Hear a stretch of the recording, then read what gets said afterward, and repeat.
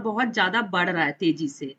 और ऐसा नहीं है कि ये टॉपिक खाली लेडीज के लिए है, जेंट्स भी यदि लेडीज की प्रॉब्लम को समझेंगे और सपोर्ट करेंगे तो जो लेडीज हैं या उनकी वाइफ है या सिस्टर है वो अच्छे से इस प्रॉब्लम से कोप अप कर सकती है। तो आज जो हमारी थीम है धुरंधर, उसका है डे 9। हम हमारी बॉडी में धुरंधर कब बन सकते हैं? जब हम बॉडी से पूरे फिट होंगे, माइंड से काम होंगे, तभी हमारी बॉडी हेल्दी और फिट होगी। तो इसी थीम को आगे कंटिन्यू करते हुए मेरे टॉपिक पे मैं बात करूंगी। तो मेरा टॉपिक है आज का हार्मोन हार्मनी ब्लूप्रिंट। आज मैं बात करूंगी कौन सी प्रॉब्लम? पीसीओएस की प्रॉब्लम। और साथ साथ ये भी बताऊंगी कि पीसीओएस और पीसीओडी में डिफरेंस क्या है। और अब इसका नाम चेंज करके पीएमओएस कर दिया है, उसमें भी मैं बताऊंगी कि किस रीजन से किया है। आज बात करेंगे कि ये प्रॉब्लम किस वजह से होती है, कैसे ये हमारे मूड स्विंग्स करते हैं, इसका सोल्यूशन क्या है, कैस कौन सी डाइट हमें लेनी चाहिए, क्या हमें अपनी लाइफ में रीसेट करना चाहिए कि इस प्रॉब्लम को हम काफी हद तक रिवर्स कर सकते हैं। तो चलिए टॉपिक की तरफ बढ़ते हैं। सब लोग रेडी हैं तो प्यारा सा थम्स अप दे दीजिए, जिससे कि मुझ में भी एनर्जी आए कि हाँ सब लोग रेडी हैं आज के इस इंपॉर्टेंट टॉपिक के लिए, जो कि लेडीज और गर्ल्स से बहुत रिलेट कर रहा है। और मैं चाहूंगी कि यदि इस क्लब को ज्वाइन करके किसी की पीसीओएस या पीसीओडी से रिलेटेड प्रॉब्लम यदि सही हुई है या पहले से बेहतर हुई है, तो वो प्लीज आज अपना रिजल्ट जरूर शेयर कीजिएगा सेशन होने के बाद। तो आजकल बहुत सारी गर्ल्स एंड लेडीज सिर्फ फिजिकल सिम्टम से नहीं बल्कि हार्मोनल इम्बैलेंस जैसे कि mood swings, stress, fatigue and confidence issues से भी स्ट्रगल कर रही हैं। जो पीसीओएस है या पीएमएस जिसको बोल रहे हैं आजकल, ये सिर्फ पीरियड्स की प्रॉब्लम नहीं है, बल्कि ये हमारे body, mind, emotions, sleep, skin, weight, energy सबको अफेक्ट करता है। मतलब एक प्रॉब्लम है लेकिन कितनी सारी चीजें इससे अफेक्ट हो रही हैं। लेकिन अच्छी बात यह है कि हम अपनी लाइफ स्टाइल को सही करके इस प्रॉब्लम को काफी हद तक ठीक कर सकते हैं और कंट्रोल भी कर सकते हैं। लेकिन इसके लिए क्या होगा, आपको थोड़ा टाइम ज्यादा देना पड़ेगा। ये एक दिन या 2 दिन में नहीं ठीक हो सकती है। एटलीस्ट 4 to 6 मंथ इसको थोड़ा सा क्योर करने में लग जाते हैं। अब मैं बात करूंगी कि जो हार्मोन हार्मनी ब्लूप्रिंट है, इसका मतलब क्या है? प्रिंट का मतलब होता है कि कोई नक्शा या माइंड मैप तैयार करना। तो आज मैं आपको बताऊंगी कि कैसे हम अपनी सही डाइट से, मूवमेंट से, स्ट्रेस से, गट हेल्थ से, इमोशनल हेल्थ और क्वालिटी स्लीप से, इन सब चीजों को अच्छा करके हम कैसे ये पीसीओएस की प्रॉब्लम को जो है काफी हद तक ठीक कर सकते हैं। क्योंकि जब हम अपने डेली रूटीन में, जैसे कि हमारे क्लब में भी बहुत सारी चीजें यहाँ ऑलरेडी कराई जा रही हैं, तो बहुत सारे लोगों का ये सही डिसीजन होता है कि इस क्लब को ज्वाइन करने के बाद वो अपने हेल्थ इश्यूज से काफी छुटकारा पा लेते हैं। तो जब हम अपने डेली रूटीन को सही करते हैं तो हमारे जो हार्मोन्स हैं वो परफेक्ट हार्मनी में, मतलब तालमेल में, सही तालमेल में काम करते हैं और हमारी बॉडी जो है वो बेहतर तरीके से हील करती है और अच्छे से फंक्शन करती है। तो अब मैं बात करना चाहूंगी कि जो ये पीसीओएस है, इसको पीएमओएस क्यों कहा गया है? जो पीसीओएस होती है बेसिकली पॉलीसिस्टिक ओवेरियन सिंड्रोम इसको बोलते हैं, लेकिन आजकल इसको कन्वर्ट करके पीएमओएस नाम से दे दिया गया है। क्योंकि क्या होता है, पीएमओएस का मतलब होता है poly endocrine metabolic ovarian syndrome. पहले क्या होता था कि सब लोग मानते थे कि जो पीसीओएस है ये खाली ओवरी की बीमारी है। लेकिन अब जब इस पे 10 से 11 साल से रिसर्च चल रही है डॉक्टर्स की, साइंटिस्ट की, तो उन्होंने क्या किया कि ये तो मतलब ओवरी के साथ साथ पूरी बॉडी के मेटाबॉलिज्म को, पूरे हार्मोनल सिस्टम को ही अफेक्ट कर रही है। तो इसलिए इसका नाम चेंज कर दिया गया। क्योंकि कई बार क्या होता है, जनरली हम इसको मानते हैं कि जो पीसीओएस है उसमें सिस्ट बन जाते हैं ओवरी में, लेकिन क्या होता है कि कई बार इस बीमारी में सिस्ट भी नहीं बनते हैं। तो इसका क्या रीजन है, कैसे कैसे इसमें चेंजेस आते हैं और बेसिकली ये बीमारी क्यों होती है, तो हम इसके लिए हम सब डिटेल में, मतलब इसके बारे में डिटेल में बात करते हैं। तो आप लोग ध्यान से सुनिएगा, तो आपको समझ आया होगा कि पीसीओएस और पीएमएस क्यों नाम चेंज करके, क्या इसको मतलब क्यों जरूरी था। क्योंकि वो पूरा, अब पीएमओस की बात करेंगे तो पीएमओस एक हार्मोनल और मेटाबॉलिक डिसऑर्डर है जो गर्ल्स में और लेडीज में बहुत तेजी से बढ़ रहा है। क्योंकि हमारा जो खराब लाइफ स्टाइल है, हमारा जो स्ट्रेस है, ये सब इसको अफेक्ट कर रहा है। तो इससे क्या होता है, क्योंकि इसको हार्मोनल डिसऑर्डर कहा गया है, तो ये हमारे हार्मोन जो होते हैं बॉडी के, उनका बैलेंस को बिगाड़ देता है, जिसकी वजह से इरेगुलर पीरियड्स होते हैं, वेट गेन हो जाता है, स्किन प्रॉब्लम हो जाती है, हेयर लॉस ज्यादा होने लगता है और मोस्ट इंपॉर्टेंट फर्टिलिटी पर असर करते हैं ये। नॉर्मली क्या होता है, जितनी भी लेडीज है, गर्ल्स हैं, वो पीरियड्स टाइम में क्या होता है, उनकी बॉडी में एग्स बनते हैं। लेकिन जब ये प्रॉब्लम हो जाती है तो या तो वो एग बनना बढ़ जाता है, या फिर जो है वो रिलीज सही टाइम पर रिलीज नहीं कर पाता है, जिसकी वजह से ये इमेच्योर जो एग्स होते हैं वो ओवरी में पड़े रह जाते हैं और वो बाद में जो है सिस्ट बन जाते हैं। अब मैं बताना चाहूंगी कि पीसीओएस और पीसीओडी में भी क्या डिफरेंस है। ये भी दोनों सिमिलर लगते हैं लेकिन थोड़ा डिफरेंस है। जो पीएमओ वो जो जो ये पीसीओडी है, पॉलीसिस्टिक ओवेरियन डिसीज, ये थोड़ी सीवियरिटी इसकी कम होती है। इसमें क्या होता है, कम ओवरी के अंदर कम सिस्ट बनते हैं। और एक ये लाइफस्टाइल डिसीज है जो पीसीओडी है। लेकिन जो पीएमओएस है, ये एक मेटाबॉलिक और हार्मोनल डिसऑर्डर है। और पीएमओएस में क्या होता है, मेल हार्मोन्स और इंसुलिन की वजह से होती है ये, और सीवेरिटी ज्यादा होती है। और जो पीसीओडी है उसमें क्या होता है, एग जो है बनते हैं, पीरियड्स इरेगुलर होते हैं, लेकिन प्रेगनेंसी हो सकती है कभी कभी। लेकिन पीएमओस में क्या होता है, पीरियड्स जो है लंबे टाइम तक के लिए बंद हो जाते हैं, प्रेगनेंसी नहीं होती है, वो पूरी बॉडी का सिस्टम जो है वो पूरा अफेक्ट होता है। लेकिन पीसीओडी को लाइफस्टाइल चेंज करके हम कंट्रोल कर सकते हैं, पीएमएस को भी हम कंट्रोल कर सकते हैं, लेकिन इसके लिए हमें कंसिस्टेंसी चाहिए, ज्यादा टाइम चाहिए, और बहुत कभी कभी मेडिसिन की भी जरूरत पड़ती है। अब मैं बात करूंगी कि जो पीसीओएस है या पीएमएस है, उसमें मूड स्विंग्स क्यों होते हैं। क्योंकि ये हार्मोन की वजह से होता है। आज मैं बताऊंगी डिटेल में कि कौन कौन से ऐसे हार्मोन है जो हमारे मूड स्विंग्स कराते हैं। तो मूड स्विंग्स का मतलब आप सभी जानते हैं कि बार बार हमारे मूड का चेंज होना। और लेडीज में बेसिकली ये कब होता है, जब पीरियड्स होते हैं, या फिर मीनोपोज होता है, या फिर कोई इस तरह की बीमारी जो पीएमओ से जुड़ी है तब होती है। तो उसमें क्या होता है, कभी वो ज्यादा हैप्पी फील करती हैं, कभी सडनली वो परेशान हो जाती हैं, मतलब अपसेट हो जाती हैं, या फिर गुस्सा ज्यादा आता है किसी किसी लेडीज को, तो वो भी हार्मोन की वजह से होता है। या फिर इरिटेटेड फील करती हैं, या फिर एंजाइटी उनको ज्यादा होने लगती है। अब जो पीएमएस है, ये हमारी बॉडी में हार्मोनल इम्बैलेंस की वजह से होती है, जिसकी वजह से हमारे मूड स्विंग्स होते हैं और स्ट्रेस भी काफी हद तक बढ़ जाता है। अब मैं बात करूंगी कि जो सबसे पहला हार्मोन है वो कौन सा है, जो कि इस बीमारी को और बढ़ाता है और आगे चल के जिसकी वजह से और दूसरी बीमारियों के होने के चांसेस बढ़ जाते हैं। तो सबसे पहला जो होता है वो इंसुलिन रेसिस्टेंस, इसका मेन रीजन है, जो कि इंसुलिन हार्मोन की वजह से होता है। जैसे मैं से एक एग्जांपल के थ्रू बताऊंगी। इंसुलिन बेसिकली एक हार्मोन है, लेकिन एक चाबी की तरह काम करता है। क्या होता है, जैसे आप ये लॉक को समझ लीजिए, दिख रहा है लॉक क्या है, अभी क्या है, ये बंद है। ये सेल, मतलब ये हमारी सेल है और ये अभी बंद है।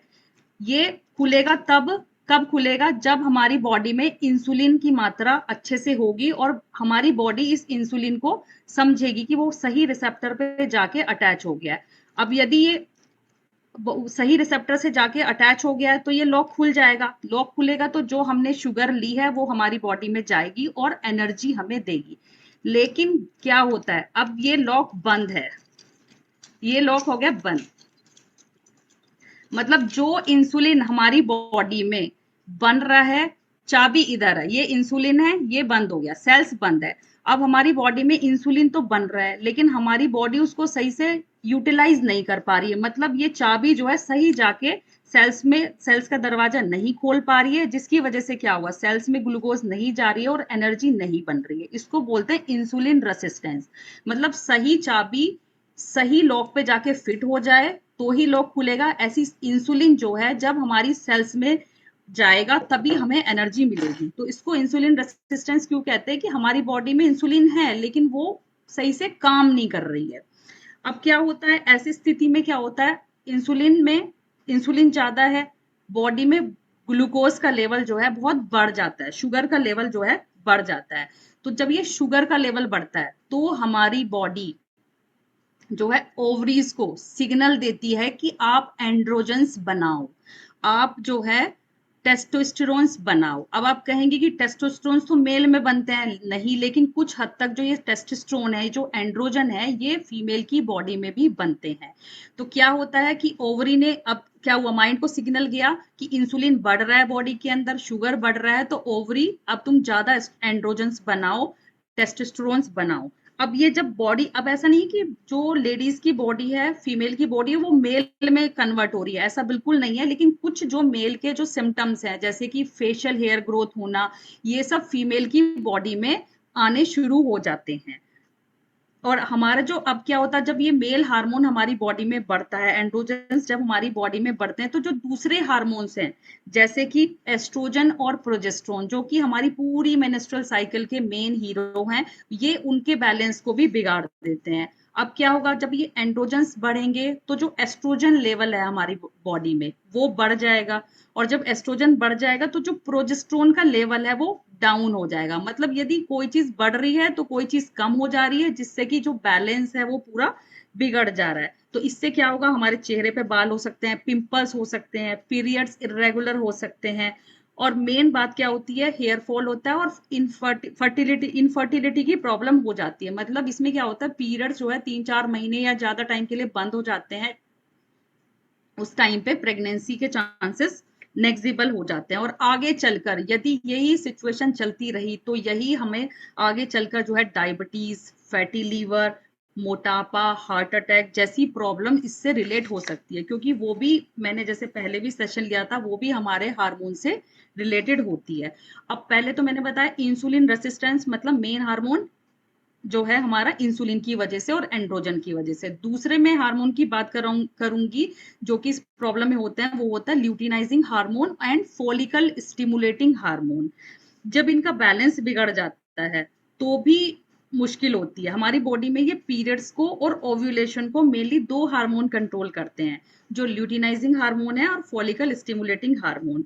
अब जब पीसीओएस कंडीशन होती है, तो उसमें क्या होता है, जो ल्यूटिनाइजिंग हार्मोन है उसका लेवल बढ़ जाता है, उसका, और एफएसएच जो फॉलिकल स्टिमुलेटिंग हार्मोन है उसका लेवल कम हो जाता है। अब एक चीज बढ़ रही है, एक चीज कम हो रही है, मींस हमारी ओवरी में एग्स तो बन रहे हैं, लेकिन वो जो है सही टाइम पे रिलीज नहीं हो रहे हैं, या फिर एक से ज्यादा बन रहे हैं, तो वो इमेच्योर एग्स जब ओवरी में बहुत टाइम तक रह जाते हैं, तो वही सिस्ट बन जाती है। अब क्या होता है, अब इससे क्या होगा, हमारी पीरियड साइकिल जो है पूरी डिस्टर्ब हो जाती है। अब जब हमारी पीरियड साइकिल डिस्टर्ब हो जाती है, तो क्या होता है, जो हमारा पेट है उसके चारों ओर जो फैट सेल्स हैं, चर्बी, पेट की चर्बी, वो बढ़ जाती है, और बॉडी में सूजन बढ़ने के चांसेस भी बढ़ जाते हैं। और जैसे कि आपने समझा होगा कि बहुत सारा, जब कभी हमारी बॉडी में एक्सेस वेट होता है, तो वो कई बार हार्मोन की वजह से भी होता है। ऐसा नहीं कि हम लोग बहुत ज्यादा खा रहे हैं, नहीं, वो हार्मोन इम्बैलेंस की वजह से भी हो सकता है, जो कि बेसिकली थायराइड का जैसे होता है, कम वेट होना, ज्यादा होना, तो वो भी हार्मोन की वजह से होता है। फिर जो थर्ड मेन हार्मोन आता है, इसमें आता है कॉर्टिसोल, जिसको बोलते हैं स्ट्रेस हार्मोन। क्योंकि स्ट्रेस पे ही सारी चीजें टिकी है। आप कितना स्ट्रेस ले रहे हैं, कितना वर्कलोड ले रहे हैं, कितना आप अपने माइंड को जो है एक्टिवेट कर रहे हैं। और जब हमारा माइंड ज्यादा एक्टिवेट होता है या स्ट्रेस में रहता है, तो हमारी बॉडी भी लिथार्जिक फील करती है, मतलब ऐसा लगता है थका थका सा फील होता है। और जब कॉर्टिसोल हमारी बॉडी में बढ़ता है, तो बॉडी फ्लाइट और फाइट मोड में आ जाती है, जिसकी वजह से इमोशनल ईटिंग होती है या फिर ओवर ईटिंग होती है। मतलब हमें अच्छा नहीं लग रहा है, हम चॉकलेट खा लेते हैं, या हमारा मूड अच्छा नहीं है, तो चलो जो जिसको अच्छा लगता है उस टाइम पे कोल्ड ड्रिंक्स पी लिया, कुछ भी, वॉट एवर दे वॉन्ट, तो वो लेते हैं, जिससे कि उनके दिमाग को इंस्टेंट एनर्जी जाती है। और जिससे क्या होता है, आगे जाके वेट बढ़ता है। और वेट तो आपको पता ही है कि बहुत सारी बीमारियों का रीजन होता है।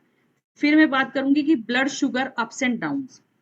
जब हमारी बॉडी में ब्लड शुगर अप और डाउन होती रहती है, तो क्या होता है, इरिटेशन होती है, एंगर इशू आते हैं, गुस्सा आता है, एंजाइटी होती है, सडन सैडनेस हो जाएगी, किसी भी छोटी छोटी चीज को लेके हम परेशान हो जाते हैं, या स्ट्रेस होता है। और जब स्ट्रेस होता है, तो हमारी बॉडी में क्रेविंग्स बहुत ज्यादा बढ़ जाती है। फिर मैं बात करूंगी कि कैसे पुअर स्लीप, और पुअर स्लीप हमारी जो है हार्मोन को इम्बैलेंस करती है। अब बेसिकली क्या होता है, जब हम क्वालिटी ऑफ स्लीप लेते हैं, तो हमारी बॉडी क्या है, रिपेयर मैकेनिज्म शुरू हो जाता है। लेकिन जब हमारी नींद अच्छी नहीं होगी, तो जिस दिन भर जो हमारे बॉडी ऑर्गन्स ने काम किए, तो उनको रिलैक्स नहीं मिल पाता है, वो रिपेयर नहीं हो पाते हैं, तो हार्मोन्स भी हमारे डिस्टर्ब हो जाते हैं, जिसकी वजह से हमारा स्ट्रेस बढ़ जाता है और मूड स्विंग्स ज्यादा होते हैं। अभी तो हमने सारी प्रॉब्लम्स पे बात कर ली कि ये प्रॉब्लम हो जाती है, वो प्रॉब्लम हो जाती है। अब इसका क्योर कैसे कर सकते हैं, इसका क्योर है टाइम कंज्यूमिंग है, लाइफ स्टाइल चेंज करके हम इसको क्योर कर सकते हैं, मीन्स रिवर्स कर सकते हैं, पहले ठीक कर सकते हैं और फिर उसको कंट्रोल कर सकते हैं। तो कैसे करते हैं, चलिए वो भी जान लेते हैं। तो सबसे पहले हमारा जो है मेन खाने पीने में बदलाव। पीसीओएस में सबसे बड़ी जो समस्या होती है वो इंसुलिन रेसिस्टेंस की होती है, मतलब इंसुलिन तो है लेकिन वो काम नहीं कर रही, और जब वो काम नहीं कर रही है तो वो हार्मोन के लेवल को बढ़ा दे रही है। तो इसमें क्या है, एक तो हमारे ब्लड में शुगर ना बढ़े ऐसे हमें फूड का यूज करना चाहिए। तो सबसे पहले जो है मैं बताऊंगी कि लो जीआई फूड, जिनका जो है मतलब लो जीआई फूड को हमें खाना है। लो जीआई फूड बेसिकली ये कॉम्प्लेक्स कार्ब होते हैं, जब हम इनको लेते हैं तो हमारी बॉडी में इनको थोड़ा सा डाइजेस्ट होने में टाइम लगता है। जैसे कि आप इसमें क्या होता है, व्हाइट राइस की जगह आप ब्राउन राइस ले सकते हैं, दलिया ले सकते हैं। मैदा और शुगर कोशिश करें कि अपने जो है अवॉइड करें या ना ही खाएं, क्योंकि इसमें कोई भी न्यूट्रिशन नहीं होता है। फिर होल व्हीट चीजें चुने, जैसे कि दलिया है, ओट्स हैं, ये सब। ये क्या होता है, हमारी बॉडी में धीरे धीरे डाइजेस्ट होते हैं। धीरे धीरे डाइजेस्ट की वजह से जो हमारी इंसुलिन है वो कंट्रोल में रहती है, और जब इंसुलिन कंट्रोल में रहेगी तो वो हार्मोन्स को भी कंट्रोल करने में हेल्प करती है। फिर जो सेकंड आता है, बात करते हैं प्रोटीन की। जैसे प्रोटीन इस क्लब में भी मैम भी प्रोटीन पे बहुत ज्यादा फोकस करती हैं कि हमारे बॉडी वेट के अकॉर्डिंग हमें, यदि हमारा 50 टू 60 केजी वेट है तो 50 टू 60 ग्राम प्रोटीन लेना है। ऐसा नहीं है कि किसी इंसान का वेट है 90 किलो तो वो 90 ग्राम प्रोटीन लेगा, ऐसा बिल्कुल भी नहीं है। एक एवरेज है कि हाँ 50 टू 60 ग्राम हमें प्रोटीन पर डे हमारी मसल्स को स्ट्रॉन्ग बनाने के लिए, स्ट्रेंथ के लिए जरूरी होता है। तो इसके लिए आप क्या कर सकते हैं, बहुत जो हमारा फूड है उसमें दालें हैं, सोया है, छोले, राजमा, चने हैं, पनीर है, या जो नॉन वेजिटेरियन है वो एग हैं, और जो भी फिश वगैरह वो लेते हैं वो सब ले सकते हैं। प्रोटीन क्या करता है हमारी बॉडी में, जैसे मैंने पहले भी सेशन में बताया था कि ये लंबे समय तक रहता है और हमारी बॉडी इसको डाइजेस्ट करने के लिए अंदर से ही एनर्जी लेती है, मीन्स कहीं हमारी जो एनर्जी है वो यूटिलाइज हो रही है। तो इसको डाइजेस्ट करने में ज्यादा टाइम लगता है, तो क्रेविंग्स भी कम होती है। मतलब ऐसे नहीं कि बार बार भूख लग रही है, क्योंकि जो ये सिंपल कार्ब्स होते हैं, जैसे हमने ब्रेड खा लिया ब्रेकफास्ट में, तो क्या होता है कि ब्रेड खा लिया, जल्दी से जो ब्रेड हमारी एनर्जी हमें उसने दे दी, एनर्जी दे दी, वो हमने काम में यूज कर ली, फिर हमें थोड़ी देर बाद भूख लगने लगती है। तो हमारा बेसिकली क्लब में भी यही रहता है कि जो भी डाइट आती है उसमें प्रोटीन की चीजें ज्यादा आती है, जिससे कि हमें क्रेविंग ना हो और हमारी फुल फीलिंग की, मतलब फीलिंग हो हमारी बॉडी को। फिर आता है फाइबर, फाइबर और मैग्नीशियम। जो ये फाइबर होता है ये बहुत सारी बीमारियों को भी दूर करता है। जैसे जब किसी को डायबिटीज हो जाती है या किसी को क्रेविंग ज्यादा होती है, तो ये फाइबर क्या करता है, एक तो सेटिस्फाई करता है भूख को, जैसे इस क्लब में भी बिफोर मील सैलेड वगैरह दी जाती है। दूसरा ये फाइबर क्या करता है, जितना भी हमारी बॉडी में पेट में जो भी कचरा होता है, जो भी हम खाना, ऐसे तो है नहीं कि एक दिन में डाइजेस्ट हो गया वो निकल जाता है, 3-3 4-4 दिन तक कुछ कुछ चीजें रहती हैं जो कि सही से डाइजेस्ट नहीं हो पाती, तो उसको सारा इकट्ठा करके बॉडी से बाहर निकाल देता है। तो उससे क्या होगा, एसिडिटी और ब्लोटिंग कम होगी। एसिडिटी ब्लोटिंग कम होगी, मेटाबॉलिज्म अच्छा होगा। मेटाबॉलिज्म अच्छा होता है तो हमारा ऑब्वियसली हार्मोन भी बैलेंस में आने लगते हैं। और जो मैग्नीशियम है वो हमारी क्या करता है, मसल्स को रिलैक्सेंट करने का काम करता है। जैसे कि नट्स और सीड है, पंपकिन सीड्स हैं, सनफ्लावर सीड्स हैं, ये सब मैग्नीशियम रिच होते हैं। पालक है, ब्रोकली है, तो ये मैग्नीशियम क्या करता है, इंसुलिन लेवल को और हमारी नींद को ये बेहतर बनाते हैं, इसलिए ये डाइट में हमारे क्लब में भी दिए जाते हैं। फिर सेकंड में बात करूंगी, ये तो खाने पीने से रिलेटेड थी, अब मैं बात करूंगी फिजिकल एक्टिविटी की, और कौन कौन से ऐसे प्राणायाम है, योगा है जो कि हमें इस बीमारी को ठीक करने में हेल्प करते हैं। तो वेट कम करना, जो ये फिजिकल एक्टिविटी में ये होता है कि ऐसा नहीं कि जो पतले हैं या जिनका वेट मेंटेन है उन्हें एक्सरसाइज की जरूरत नहीं है, ऐसा बिल्कुल भी नहीं है। हमारी बॉडी को एक्टिव रहने के लिए हमें डेली कुछ ना कुछ एक्टिविटी, फिजिकल एक्टिविटी करनी है, चाहे वो योगा हो, एरोबिक्स हो, डांस हो, कुछ भी हो, जुम्बा भी हो, जो आपको पसंद हो वो आप कर सकते हैं, क्योंकि हमारे हार्मोन्स को बैलेंस करने के लिए मूवमेंट हमारी बॉडी की बहुत जरूरी होती है। जैसे कि इसमें सबसे पहले बात करेंगे स्ट्रेंथ ट्रेनिंग की, तो स्ट्रेंथ ट्रेनिंग एटलीस्ट वीक में जो है 2 या 3 दिन आप जरूर करें, जिससे कि हमारी मसल्स स्ट्रोंग होंगी। जब हमारी मसल्स स्ट्रोंग होती है तो एब्जॉर्प्शन खाने का और बॉडी में जो स्ट्रेंथ है, जैसे नीज वगैरह की है, ये मतलब काफी हद तक ठीक रहते हैं, और इंसुलिन सेंसिटिविटी को ये जो है बढ़ाता है। मींस इंसुलिन अच्छे से काम करने लगती है जब हम स्ट्रेंथ ट्रेनिंग करते हैं और हार्मोन्स बैलेंस होते हैं। फिर मैं सेकंड चीज, ये तो हुआ स्ट्रेंथ ट्रेनिंग, फिर मैं बात करती हूँ योगा की। योगा में जैसे आप सूर्य नमस्कार भी कर सकते हैं। सूर्य नमस्कार में क्या होता है, हमारी पूरी बॉडी के ऑर्गन्स इन्वॉल्व होते हैं, ठीक है, सब पे प्रेशर होता है, सब एक्टिवेट होते हैं। तो ये वेट तो रिड्यूस करता है, साथ साथ में जो है हमारे हार्मोन को बैलेंस करने में भी हेल्प करता है। फिर कुछ पोजेज हैं जो कि हमारे जो रिप्रोडक्टिव ऑर्गन्स हैं या मैं कहूँ ग्रोइंग ऑर्गन्स हैं, उसमें ब्लड सप्लाई को एक्टिव करते हैं। और जब ब्लड सप्लाई एक्टिव होती है उस एरिया में, तो क्या होता है, ये बीमारी होने के चांसेस काफी हद तक कम हो जाते हैं। जैसे कि बटरफ्लाई पोज है, इस क्लब में भी कराया जाता है। तो उससे जो हमारे रिप्रोडक्टिव ऑर्गन्स हैं या ग्रोइंग ऑर्गन्स हैं, उसके पास ब्लड का सर्कुलेशन अच्छा होता है। या फिर मलासन कराती है प्रियंका मैम, बहुत अच्छा योगा कराती हैं। ये क्या करते हैं, ब्लड सर्कुलेशन को इम्प्रूव करते हैं और उस बीमारी की चांसेस को घटाते हैं। फिर आता है प्राणायाम। अब ऐसे कौन कौन से प्राणायाम हैं जो कि इस बीमारी को कम करने में हेल्प करते हैं? क्योंकि प्राणायाम जैसे आपको पता है प्राणों का आयाम मींस डिपेंड ऑन ब्रीदिंग। तो जब हमारा ब्रीदिंग कोऑर्डिनेशन अच्छा होगा, मतलब ब्रीदिंग हम अच्छे से करेंगे, ऑक्सीजन लेवल अच्छा होगा, तो हमारे माइंड और बॉडी का कोऑर्डिनेशन बहुत अच्छा हो जाता है। तो बेसिकली इसमें आप कपालभाति कर सकते हैं जो कि स्टमक से रिलेटेड है। अनुलोम विलोम कर सकते हैं जो कि हमारे माइंड को, हमारे ऑक्सीजन लेवल को अच्छा करता है और जो है हमें हार्मोन्स के लेवल्स को भी बहुत अच्छा करता है, कोर्टिसोल्स के लेवल को कम करता है और हैप्पी हार्मोन्स के लेवल को बढ़ाता है। फिर आता है भ्रामरी प्राणायाम। भ्रामरी प्राणायाम में क्या होता है, हम अपने कान बंद करके ऐसे फेस पे फिर सांस लेते हैं और यहाँ पे भौरे की जो होती है हमिंग बी की साउंड जनरेट करता है। उससे क्या होता है, हमारा माइंड एक्टिवेट होता है, क्योंकि हमारे माइंड हाइपोथैलेमस मेन सेंटर तो यही है। तो जब ये एक्टिवेट होगा और ये रिलैक्स होगा तो क्या होगा कि हमारा जो ऑर्गन्स हैं वो अच्छे से काम करेंगे और जो स्ट्रेस हार्मोन है हमारे कोर्टिसोल वगैरह ये सब कम हो जाते हैं। मींस हाइपोथैलेमस बेसिकली हमारे हार्मोन का मेन सेंटर है। पिट्यूटरी को मास्टर ग्लैंड बोलते हैं जो कि सारे हार्मोन्स को कंट्रोल करती है। तो जो मेन, जब कहते हैं ना कि जब घर में दादाजी स्वस्थ रहेंगे तो और भी सब लोग स्वस्थ हो जाएंगे, तो मेन इसको हेल्दी बनाना बड़ा जरूरी है, जो कि हम लोग प्राणायाम से कर सकते हैं। फिर स्ट्रेस को कंट्रोल करने के लिए हम मेडिटेशन कर सकते हैं, जैसे इस क्लब में भी कराया जाता है। मेडिटेशन करने से क्या होगा, स्ट्रेस कम होगा। स्ट्रेस कम होगा तो क्योंकि ये बीमारी स्ट्रेस से बहुत ज्यादा बढ़ जाती है, तो इस बीमारी के चांसेस भी घट जाते हैं। अब मैं बात करूंगी कुछ ऐसी नेचुरल और होम रेमेडीज की जो कि आप लेते हैं तो आपका इंसुलिन लेवल अच्छा रहेगा। और जब आपका इंसुलिन लेवल अच्छा होता है तो पीसीओएस के चांसेस, पीएमओएस के चांसेस काफी हद तक कम हो जाते हैं। जैसे सबसे पहले बात करूंगी मैं सिन्नामन की। जो दालचीनी है ये एक बार्क होती है, मतलब पेड़ की बार्क होती है। तो ये क्या करता है, यदि इसको सुबह में मॉर्निंग में जैसे क्लब में भी दिया जाता है, पानी में डाल के रख दीजिए और बॉईल करके पी सकते हैं, या कभी कभी चाय में भी पी सकते हैं। तो ये इंसुलिन रेसिस्टेंस को कम करने के लिए इफेक्टिव होती है। और जैसे कि जो इंसुलिन मेन रीजन है पीसीओएस का, तो जब आपकी बॉडी में इंसुलिन लेवल अच्छा रहेगा, इंसुलिन अच्छे से काम करेगा, तो ये हार्मोन्स भी बैलेंस में रहेंगे। फिर आता है अलसी सीड्स। अलसी सीड्स को आप जैसे दही में डाल के या फिर सब्जी के साथ आप ले सकते हैं। 1 टीस्पून अलसी सीड्स ले सकते हैं। इसमें क्या होता है, लिग्नेंस होता है जो कि मेल हार्मोन को, एक्सेस जो मेल हार्मोन पीसीओएस के टाइम पे बढ़ते हैं उनको क्या करता है, ये ब्लॉक कर देता है। तो ये भी फायदा करता है। फिर आता है मेथी पानी। जैसे मेथी पानी भी क्लब में दिया जाता है।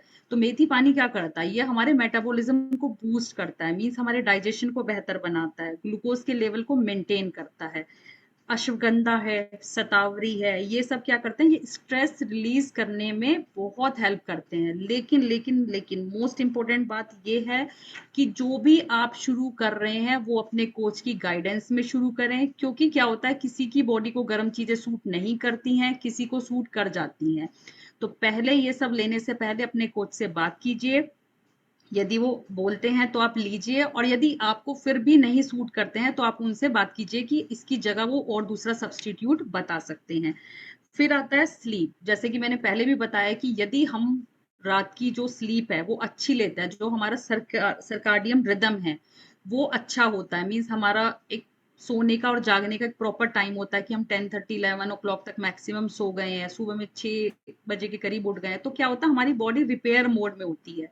जब बॉडी रिपेयर मोड में होती है, रिलैक्स होती है अच्छी नींद के साथ में, तो जो हमारे हार्मोन्स हैं वो भी बैलेंस होने लगते हैं। और जब हार्मोन बैलेंस होते हैं तो ये प्रॉब्लम आने के चांसेस कम हो जाते हैं। और फिर आता है हाइड्रेशन। तो 3 to 3.5 litre of water in a day हमें इनटेक करना ही करना है।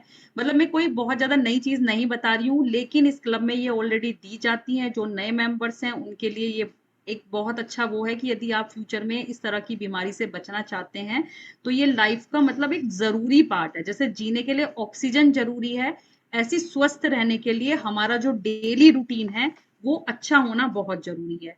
अब लास्ट बट नॉट लीस्ट, सबसे लास्ट में एक इम्पोर्टेंट चीज़ बताऊँगी, जो पीएमओस है, ये इनक्योरेबल नहीं है। ऐसा नहीं है कि इसका मतलब सॉल्यूशन नहीं है, लेकिन ये मैनेज करने वाली कंडीशन है।